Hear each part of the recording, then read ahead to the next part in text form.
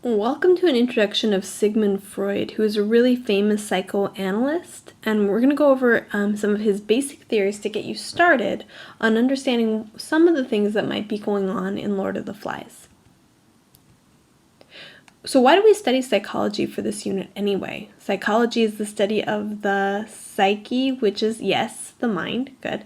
And psychologists have tried to answer questions of human nature for a long time. Why do people do bad things? Is it their decision? And if so, what guides that decision? To get started on this lecture about Freud, there's a couple terms that are going to come up later that will help you understand this better. One is taboo. And something that is taboo is something that is so forbidden by society that it makes people uncomfortable to even discuss it. A classic example for our society is poop.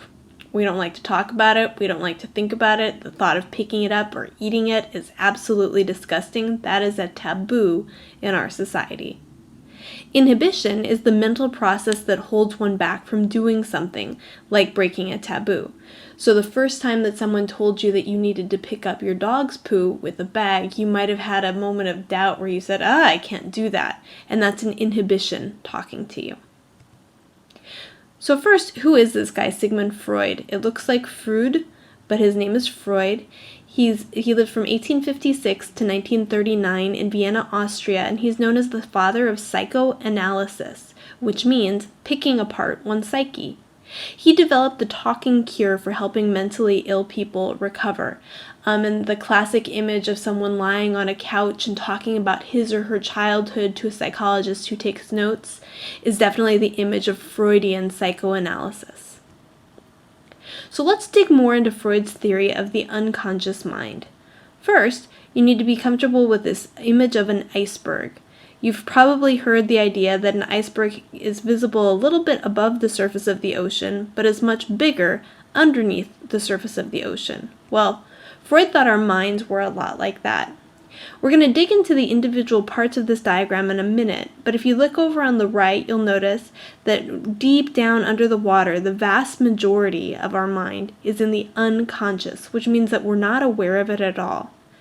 Closer to the surface is the preconscious, which means that it's close to what we're aware of, and sometimes it pokes into what we're aware of, but still largely below the level of consciously thinking about it. And then the smallest part above the surface is this area of the conscious, which is where we are actively interacting with our thoughts and making active decisions. Within those categories, Freud thought that the mind contained three parts, the id, the ego, and the superego. We're going to look at each one of those in more detail. We're going to start with the id. And if you look at this diagram, you'll notice that the id is way below the surface of the water, way down deep in the unconscious. So the id is unconscious. It means that your wakened mind is not able to access it, even though it influences your daily behavior. The id is concerned with food and basic needs. It's concerned with warmth and comfort, sex and satisfaction. In sum, all of the basic needs that Maslow thought were foundational for our survival. The id seeks satisfaction for primitive instinctual drives, which Freud calls the libido, and it's unconstrained by society. A good way to think about this is a baby. When a baby wants food, it cries.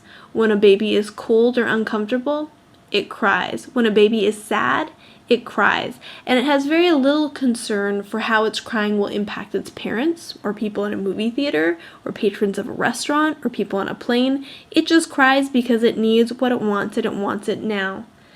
That is called the pleasure principle, the desire to have exactly what you want when you want it with no delayed gratification. It wants immediate satisfaction of its basic desires. That's the id. We can see that the id is probably pretty irritating if it was too strong, but it's important to remember that if we didn't have any strong desires at all, we would be pretty boring people. Okay, moving beyond the id, the next thing to develop after we are babies is the ego, and Freud thought that this developed around the time that you were 3. And the ego is toward the top of the diagram. You'll notice that the ego includes parts that are unconscious, parts that are preconscious, and parts that are conscious. The ego is the largely conscious area that puts the demands of reality ahead of pleasure. The ego develops when a baby starts to realize that others have needs or desires as well, and that maybe it's a good idea to start to meet those other people's needs to ultimately get what you want. So it can still be selfish, but it starts to realize that there are people other than the id. So it works as kind of a diplomat or a mediator between the id and the superego, which we'll learn about in a minute, in the external world. You can think about the id as crying, I want this, I want this, I want this. And then the ego has to start to turn toward the id and say, yeah, but you can't have it right now. That's the same thing as crying because you wanted a new toy in the toy store and having your mom realize or explain to you that this was not a good time, that your family can't afford it right now and that you'll have to wait. The ego is what starts to tell the id to be quiet. And the ego operates on the reality principle, which works on delayed gratification, saying that sometimes if you wait for what you want, you might get something better than if you than if you demand it right now. Finally is the superego, and you'll notice the superego is over here on the side. It's labeled moral imperatives, and again, it extends into the unconscious, through the preconscious, and does extend up into the conscious as well. The superego works as your internal parent or your conscience, the Jiminy Cricket of your personality, that tells you how you ought to act. Freud describes it as the symbolic internalization of the father figure, which is a really fancy way of saying that it is the internalized voice of your parents, the same way that your mother tells you when you leave the house, you should take a jacket. Your superego starts to have that same voice for you. You develop a superego from the interactions with society, and it houses your inhibitions, those things that keep you from doing things that other people would deem wrong. It houses your morality, which is your ability to choose wrong from right, and it guides your understanding of taboos, the things that you're not supposed to do or even think about. It's anti-id, so it's the polar opposite. It disagrees with everything that the id wants, largely, and it's pretty aggressive toward the ego as well. So you can think about the id starts with wanting what it wants. Then the ego starts to try to negotiate with the id. And then by the time you're about 5, you have the superego who stands outside of the whole thing and judges everybody and says, ugh, id, you're terrible. Ego, you're not trying hard enough. The superego holds a distinct principle. The superego holds a hard line about exactly what is right and will not be negotiated with away from that sense of what is right. You can imagine the superego could be pretty hard to please. So a healthy mind then, Freud thought, had to have balance among those 3 parts. So here's an example that might feel familiar to you. If your exams are approaching, should you have a glass of grape juice and not worry about studying for it? That would be what the id would say.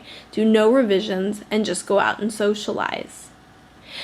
The superego would say, you should do nothing but revision. You shouldn't even rest or relax because the most important thing is to do well on this exam, and how dare you even think about being lazy. And so you can see that the ego would have to balance out these 2 polar extremes and say, okay, well, let's do some revision, but let's be realistic about the way that we can get this done. So again, we have an id first. Then the ego comes in. The superego judges the whole thing and holds you to a higher standard of what would be the ideal action, and your ego tries to negotiate between those 2. Freud would say anyone who is overly violent or aggressive, his or her superego is not strong or well developed enough, or his ego is not good enough at balancing between the 2. Think about where you are. How can you quiet your id? Who has formed your superego?